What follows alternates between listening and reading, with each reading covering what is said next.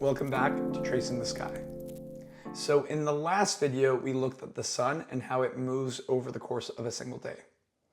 We noticed that it rose in the east and set in the west, and we could describe the path it followed as an arc. We also imagined what would happen if we tried to follow the sun even after it dipped below the horizon. And because it's an arc, and because an arc is part of a circle, we imagine that, well, if the sun kept following that path, it would eventually circle around the earth and rise back in the east, and that's what it does. And so it looks a whole lot like the sun is actually going around the earth. And that's just based off of what we can see. Now, a reminder, we're not trying to describe what's actually happening, we're trying to discover it. And so right now our goal is just to observe and describe what it looks like. And right now it looks like the sun's going around the earth. Okay, so that's the sun. Now let's shift our attention to the stars. The first big question is, do the stars move? If they do move, how do they move?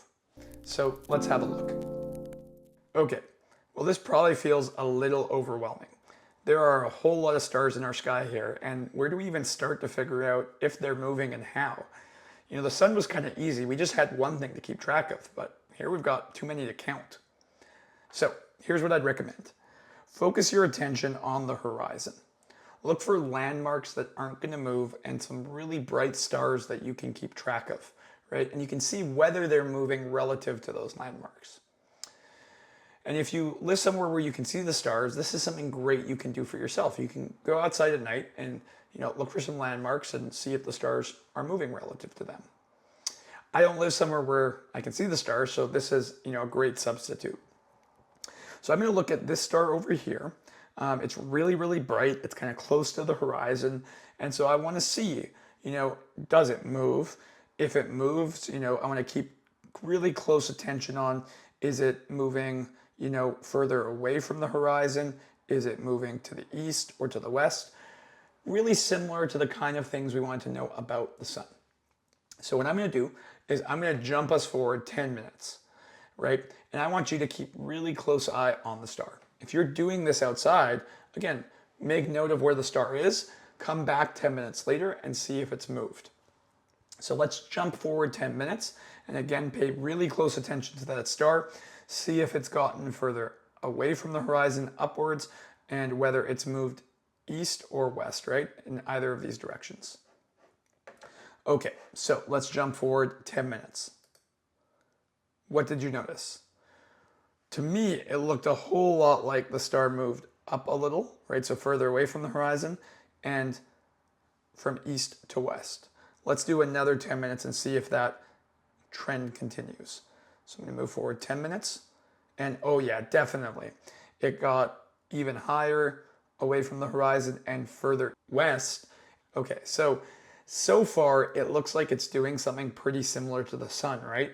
The sun kind of did the same thing. It started in the east, it got further away from the horizon and moved west, and then it continued that path until a certain point, and then it started setting again. Now we don't know whether the star follows the exact same path. Is it also going in an arc? Is it going to just keep going up and to the right? That's the next thing we have to find out. Okay, here's what I recommend doing next. Pause the video, and in the description you'll find a link to the Tracing the Sky demo. If you click this link, it'll open the exact same thing you're seeing on screen right now. You'll be in the same place, day and time. You'll even see the exact same stars. And what you can do is use these date tools in the bottom right corner to move forward in time, just like I've been doing. If you hover your mouse over this little up arrow here, you can click +10 to jump forward in time 10 minutes. And you can keep clicking it to move forward 10 minutes at a time. And what you can do is keep your eye on the star here and see how it's moving. Now, if you want a little bit of a shortcut, I've got a little hint for you.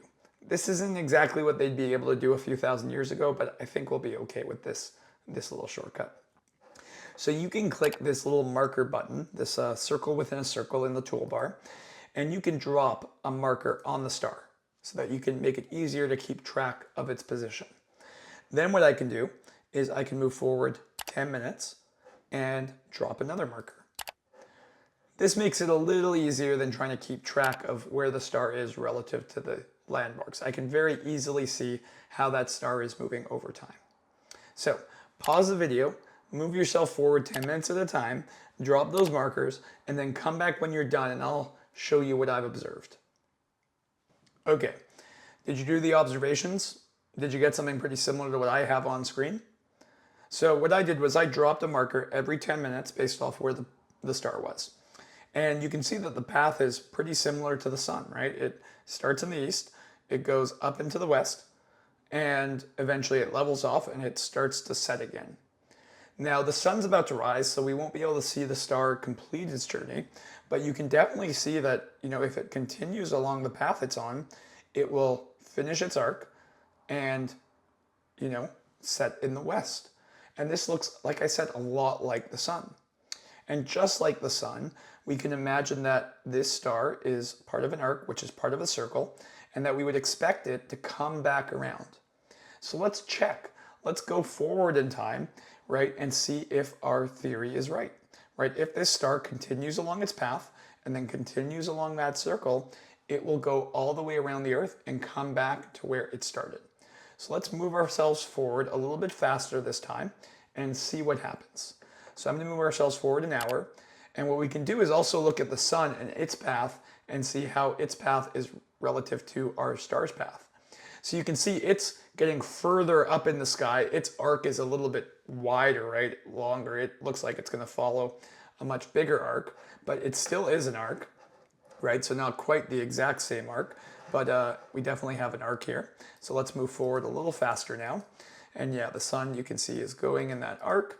And if we go back around, we'll look at that.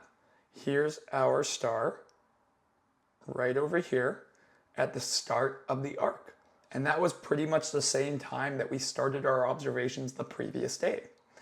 So just like the sun, it looks like at least this star is traveling in an arc from east to west, getting higher in the sky, going all the way around and coming back to where it started. And in fact, it looks like it's almost exactly where it started. Okay, well that was the night in the life of a star. And we can see some pretty amazing things. It looks like the star is traveling in a very similar way to the sun. It's not going in the exact same path, but it is starting in the east, going west, it's rising and then setting, and it's going what looks like around the Earth all the way to come back to where it started. And it even seems like it's following a very similar path each night. Now we've only looked at one star. So the next question is, how do all of the stars move? Are they all moving in a similar way? Are they all moving east to west? Some stars are already further west in the sky, some are higher up. Are they moving in different ways? And so that's the thing we're going to look at in the next video. How can we figure out how all of the stars are moving when there's so many of them? And are there any similarities to their motion? So come back next time to find out.